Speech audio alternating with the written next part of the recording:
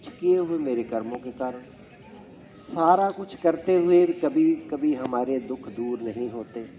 हम योग भी करते हैं, खान पान का ध्यान भी करते हैं, दवाइयाँ भी खाते हैं, हर तरफ से ध्यान रखते हैं, फिर भी कई बार रोग नहीं जाता।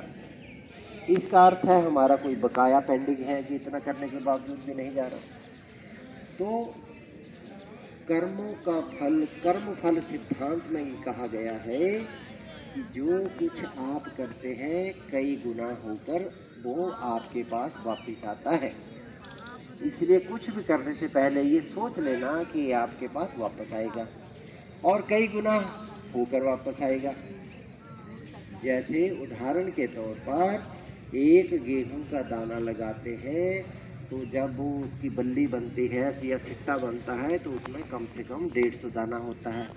इसका अर्थ क्या है कि प्रकृति, जो हम प्रकृति को देते हैं वो कई गुना हमें लौटा देती है। इसलिए कोई भी कर्म करने से पहले ये सोच लेना कि इसका फल कई गुना होकर हमें मिलने वाला है। तो अच्छे कर्म करते हैं तो कई गुना होके हमें उसका लाभ मिलता है, परंतु कोई भी कर्म ये सोच के नहीं करना कि इसका हमें कई गुना लाभ मिलेगा। कर्म करते जाना है, फल की इच्छा नहीं करना। यही हमें भगवत गीता संदेश देती है।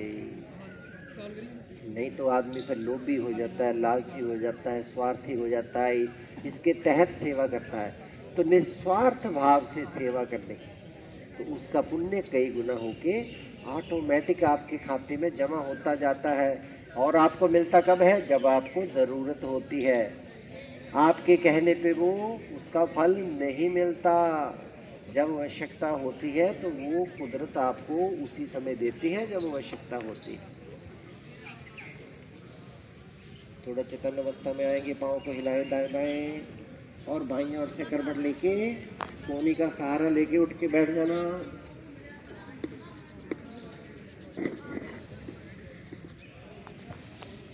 नींद तो नहीं आ गई थी किसी को? जब ये ना उठाते तो खा जाते हैं। हम ज्यादा लंबा समय कराते नहीं है शवासन, नहीं तो लोगों को नींद आ जाती है कई बार। पूरा जोर भी लगवा दिया जी आपने, पूरी चीज एक्टिव हो गया। देखो, जब आपके शरीर से कम 300 से 500 ml पानी निकल जाए ना, तब समझो योग हुआ है अच्छा। फिर आप पूरी तरह जाके थोड़ी देर, आधा घंटा वहाँ पे घर जाते ही नहा नहीं लेना, आधा घंटा विश्राम करके फिर कुछ खाना पीना है, फिर नहाना है। एकदम जाते खाना भी नहीं, ठीक है? तो पीछे जाके ना देखो, 1 घंटा लगता है इसको योगिंग जोगिंग और आसनों और 45 मिनट लगते हैं प्राणायाम। तो ये जो पैकेज है ना, ये 1 घंटे का पैकेज नहीं है हमारा, 2 घंटे का पैकेज है। अगर पूरा पैकेज करना है तो आप ये मान के चले कि 2 घंटे आपने निकालने हैं अपने शरीर के लिए। अपने शरीर से प्यार करना है, अपने प्राणों से प्यार करना है कि वो हमारा प्राण मजबूत है तो शरीर फिट है, ठीक है? 5 प्राण 5 उप प्राण। तो प्राणायाम को मजबूत करने के लिए, प्राण को मजबूत करने के लिए हम अब प्राणायाम का अभ्यास करते हैं। 8 प्राणायाम का अभ्यास करेंगे। एक जनरल पैकेज में है, परंतु रोग अनुसार कौन सा प्राणायाम किसको नहीं करना, ये एक अलग विषय है थोड़ा सा। तो सबसे पहले कमर गर्दन सीधी रखना, ठीक है? अच्छा, मुद्राओं का बहुत बड़ा रोल आता है। ज्यादातर रोग बात के रोग होते हैं। बात के रोग 80% रोग होते हैं। बात के रोग कौन से होते हैं? जो नाभि के नीचे होते हैं ज्यादातर। और 40% पित्त के रोग होते हैं, पेट के रोग। और 20% कफ के रोग होते हैं। तो वायु मुद्रा आप बना सकते हैं वायु रोगों के लिए। ये जो हमारी तर्जनी उंगली है, इंडेक्स फिंगर, इसको घुटने की जड़ में दबा देते हैं, ये वायु इसका एक बहुत बड़ा रोल होता है। अब प्राणायाम आपने करना ध्यान के साथ और एक्यूप्रेशर के साथ। एक्यूप्रेशर के बारे में थोड़ा सा बताऊंगा, क्योंकि जब उसको इसके साथ जोड़ दोगे तो क्या होता है, लाभ मल्टीप्लाई होता है। एक तो प्राणायाम आपने करना सिंपल तरीके से, एक करना आपने एक्यूप्रेशर के तरीके से, और साथ में ध्यान लगा के, तो उसका लाभ फिर मल्टीप्लाई हो जाता है। तो सबसे पहले भस्त्रिका प्राणायाम। कमर गर्दन बिल्कुल सीधी रखनी है और चेहरे पे प्रसन्नता के भाव रखने हैं, पीड़ियां नहीं पानी। वो समझ के नहीं करना, आनंद पूर्वक करना है, उस ईश्वर का ध्यान करते हुए करना।